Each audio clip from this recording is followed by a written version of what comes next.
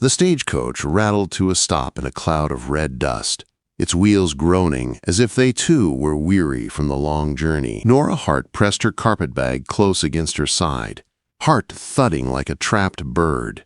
Outside the window, Elk Fork Station stood quiet against the September wind, just a scattering of rough-hewn buildings clinging to the wide Montana landscape. The smell of horse sweat, pine smoke, and dust slipped inside as the driver called down in his gruff voice. "End of the line, miss?" She was the last passenger left. All the others had stepped off at more welcoming places along the trail from Helena. Nora smoothed her brown wool traveling dress, patched twice, and faded at the seams. In her bag lay two things of worth: the marriage contract folded inside her mother's shawl and a small silver locket with her mother's face inside. Everything else from her old life in Boston had been sold to fund the journey. The wooden platform creaked under her boots as she stepped down. A few men leaned against the station wall, hats tipped low, eyes curious but not cruel. Mail-order brides were not unusual in the territories, but they always drew stares.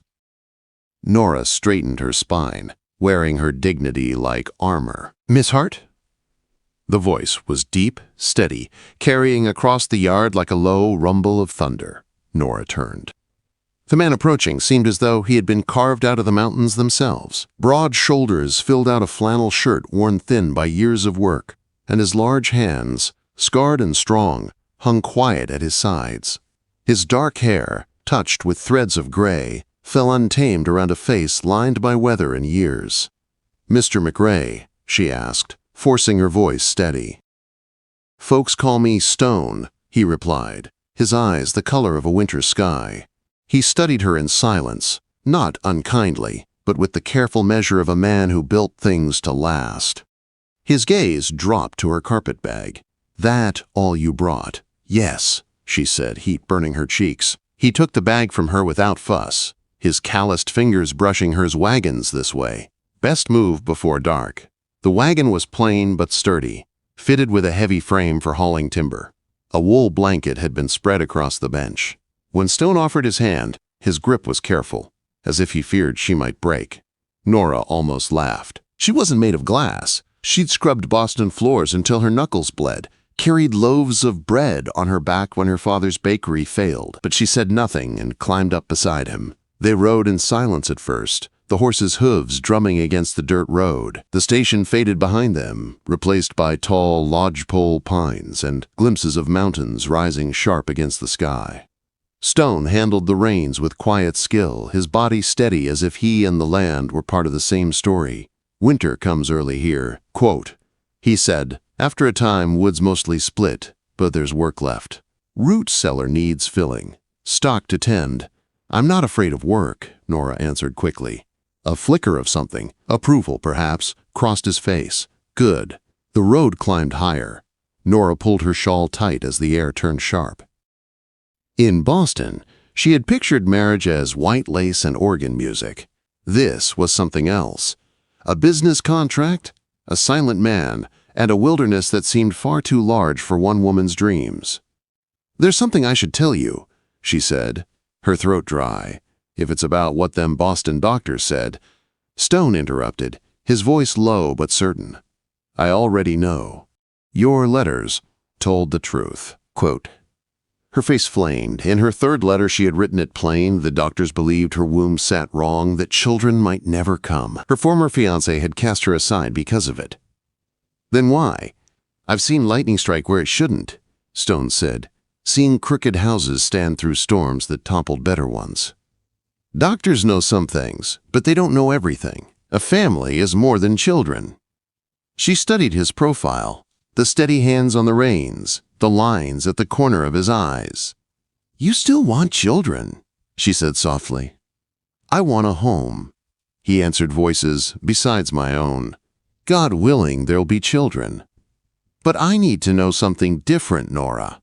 He turned his eyes on her, clear and unwavering. "Not can you, but will you? Will you try? Will you raise them right if they come? Will you give me sons or daughters, if the Lord allows it?" The words hung between them, not a demand, but a request. Not a measure of her worth, but a partnership offered. Nora thought of Boston, of whispers behind church doors, of a fiancé who'd called her broken. Then she looked at the man beside her, who built with his own hands and asked only if she would try. "Yes," she whispered, "I will." Quote, Stone gave one single nod, as if that was enough. The wagon crested a rise, and there, nestled in a meadow backed by forest, stood a cabin of clean lines and solid timber. Smoke curled from its chimney, a barn standing nearby, fields and garden plots laid out with care. "I built this," Stone said simply, pride quiet in his voice. "Took 5 years to make it right." As the wagon rolled closer, Nora felt a strange calm steal over her. The cabin wasn't grand, but it was steady, like the man who had brought her here. It would be her home now. And though fear and doubt still lingered in her chest, so too did something else, a fragile seed of hope. Tonight she would sleep under a new roof. Tomorrow she would become a wife. And in time, perhaps, this cabin would hold more than silence. It might just hold a family. The morning of the wedding dawned sharp and cold, frost silvering the meadow outside the cabin. Nora had been awake since before first light, pressing her one fine dress, a deep blue wool that brought out the color in her eyes. Her hands shook as she smoothed the skirt, her heart tumbling between nerves and a strange new anticipation. Through the window, she watched Stone splitting wood in the yard, his movements steady and strong. In 3 short days, she had learned some of his rhythms. He drank his coffee black and bitter, checked the animals before bed without fail, and moved through his days with the quiet certainty of a man who trusted his own strength. He was a stranger still, but less so with each passing hour. When he came inside, his hair damp from washing, dressed in a clean white shirt and dark trousers, Nora felt her stomach tighten. He looked uncomfortable in his Sunday best, but determined wagon's ready, he said, then paused. "You look fine, Nora." It wasn't poetry, but the warmth in his eyes made her cheeks glow. The ride into Elk Fork was long, the wagon rattling over frozen ruts. Mountains rose around them, their peaks already dusted in white.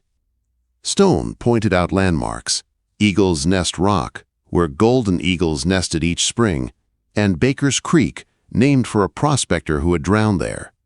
His voice was calm, almost gentle, as if he wanted her to know the land that would soon be hers as well. The town stirred with curiosity at their arrival. Nora felt eyes follow her as Stone helped her down, but he kept his hand firm at her back, steadying her. The church was little more than a log cabin with a cross nailed over the door. Inside, the air smelled of pine and beeswax, and Reverend Pike waited with his Bible worn from years of travel. The ceremony was simple. No lace, no organ, no grand procession. Stone had carved 2 rings from pale pine, smooth circles that fit easily onto their fingers. When it came time for vows, his voice was steady, unflinching. "I promise not to abandon, not to raise my hand in anger. I promise to provide, protect, and respect. To build with you, not over you." Her throat tightened as she repeated the words, adding softly, "I promise to work beside you, to speak truth, even when it's hard. To try, always to try." When the Reverend declared them husband and wife, Stone bent and brushed her lips with his. The kiss was careful, brief, more promise than passion, but his hand was warm against her back as they turned to face the small crowd. Neighbors had arranged a wedding meal at the general store. Mrs. Henderson laid out bread, smoked meats, and even a small cake dusted with sugar. The kindness made Nora's eyes sting. People welcomed her with handshakes and smiles, telling her she was brave, telling Stone he was lucky. For the first time in years, she felt less like a burden and more like she belonged. That night, back at the cabin, Stone tended the horses while Nora unpacked their wedding gifts. She had started a small fire, the scent of stew filling the air. When he came in, he hesitated before speaking about sleeping arrangements. "I meant what I said. You take the bed. I'll take the cot. Until you're ready otherwise." No expectations, Nora turned from the stove, studying the man who had built a cabin board by board, and yet stood awkward now, uncertain in his own home. She felt a strange warmth toward him, sharper than gratitude, softer than fear. "Thank you," she whispered. Over the weeks that followed, the cabin grew less strange. Stone taught her how to bank the fire so it would last the night, how to check for storm signs in the mountains, how to hold the rifle steady when predators prowled too close. In turn, Nora taught him small comforts, how to stretch flour with potato, how to make soap that didn't crack the skin, how to mend socks so they didn't blister his feet. They worked side by side, their silences no longer empty, but full of shared labor. In the evening, she sewed scraps into a quilt, while he carved wood by the fire. One night, he showed her the beginnings of a rocking chair he'd been working on in secret. "Thought you might like it," he said, his voice rough. Nora ran her fingers over the smooth grain, touched by the hours of care it held. "It's beautiful," she whispered. Winter came early, snow sweeping down from the peaks. For days, the cabin shook under the wind, but inside was warmth and light. They sanded the rocking chair together, their hands brushing often in the lamplight. Sometimes, when their eyes met, Nora felt her chest tighten in ways she hadn't expected. Still, doubts haunted her. Each time her body betrayed her with monthly bleeding, shame crept back. Each time, she wondered if Stone regretted choosing her. But when she finally voiced her fear, his answer was simple. "Children may come, or not, but you're enough." And in that moment, something shifted. Not love, not yet, but the beginning of it. The kind of beginning that could grow strong, if tended well. The snow fell heavy outside, but in the cabin Nora felt the first stirrings of warmth that came not just from fire, but from hope. The storms of winter deepened, sealing the cabin in snow. Days were short, nights long, and silence pressed heavy against the walls. Yet within, Nora and Stone carved out a rhythm that felt almost like peace. She baked bread in the wood stove, burned a few loaves before she learned the trick of it. He showed her how to mend harness and oil leather so it would last. At night, they sat by the fire, the rocking chair he had made creaking softly under her weight as she stitched her quilt. Sometimes Stone spoke of the war he'd fought in, the brothers he had lost, the dreams left unfinished. Other times he said little, but his presence was steady, a quiet anchor in the storm. Nora found herself humming hymns as she worked, her voice weaving through the cabin like a fragile thread of light. One evening, she climbed into the barn loft, searching for burlap. There she found a box tucked under the hay. Inside were old sketches of a cradle, careful drawings with every detail marked, dates from 20 years past, letters tied with fading ribbon, and a medal from Shiloh. When Stone's voice came from the ladder below, she startled, clutching the papers. "It's all right," he said, joining her in the dim light. "Made those plans in camp. Thought I'd come home and build a cradle for a family that never came." Nora touched the drawings, her heart aching. "They're beautiful. Empty wood, that's all," he murmured. Didn't have reason to finish it. She turned to him then, the truth heavy on her tongue. "Stone, what if the doctors were right? What if I never give you children?" He took her face in his rough hands, eyes steady and clear. "Then we'll build something else. A life. A home. Love doesn't stop because the cradle's empty." The words broke something inside her, not in pain, but in release. And when he kissed her, it was not with hesitation, but with fierce tenderness, a promise of partnership rather than possession. That night, she did not go to her own bed. She went to his, and together they began their marriage in truth. Weeks later, the sickness came. Morning after morning, she stumbled outside to retch, Stone's hand on her back. She tried to deny it, fearing the disappointment that might follow. But when her courses never came, hope rose like spring shoots breaking through frost. Stone said little, only watched her more closely, his hand lingering at her elbow, his gaze soft when she caught him looking. He worked late into the night on the cradle, sanding each piece until it gleamed. But hope can be cruel. One bitter morning, Nora felt the warmth of blood and knew it had ended before it began. She buried her grief in chores, hiding the evidence, but Stone saw the shadows in her eyes. That night, when she turned from him in bed, he pulled her gently against his chest. "No shame," he whispered. "No failure. We'll hope again, as many times as it takes. And if children never come, then we'll find another way. Orphans need homes. Love needs no permission to grow." Tears soaked his shirt, but she clung to him, her heart breaking and mending all at once. Spring thaw came, and with it, trouble. A letter from Boston. Edmund, her former fiancé, whose family had cast her aside, arrived in Elk Fork. His wife and infant had died, and now he came seeking Nora back, promising doctors and treatments, civilization and comfort. "You deserve better than this wilderness," he said smoothly. "Come home with me, Nora. I can give you what this man cannot." But Nora, standing on her porch beside Stone, lifted her chin. "You offer me a cage, Edmund. He offers me respect." Anger darkened Edmund's face.